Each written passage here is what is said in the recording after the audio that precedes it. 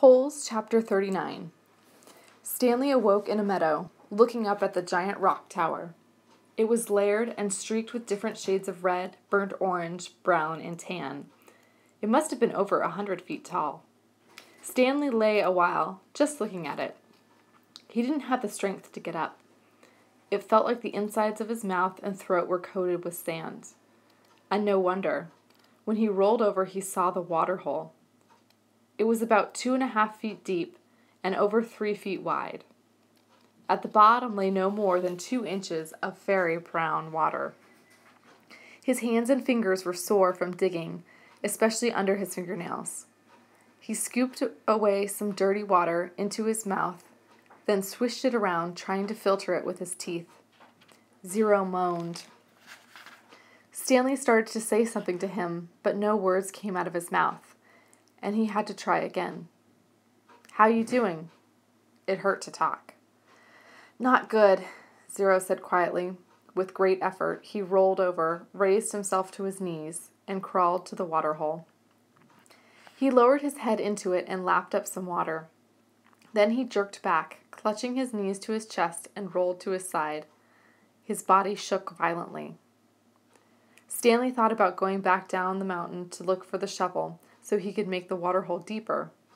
Maybe that would give him cleaner water. They could use the jars as drinking glasses. But he didn't think he had enough strength to go down, let alone make it back up again. And he didn't know where to look. He struggled to his feet. He was in a field of greenish-white flowers that seemed to extend all the way down the big thumb. He took a deep breath, then walked the last 50 yards to the giant precipice and touched it.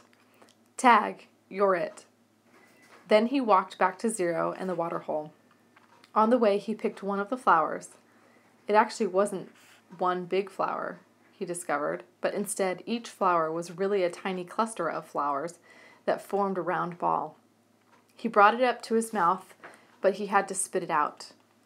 He could see part of the trail he had made the night before when he carried Zero up the mountain.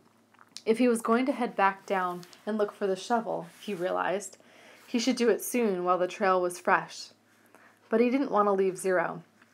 He was afraid Zero might die while he was gone. Zero was still lying double over on his side. "I got to tell you something," he said with a groan. "Don't talk," said Stanley. "Save your strength." "No, listen," Zero insisted. Then he closed his eyes as his face twisted with pain.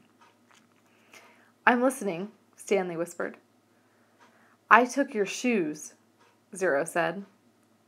Stanley didn't know what he was talking about. His shoes were on his feet. "That's all right," he said. "Just rest now."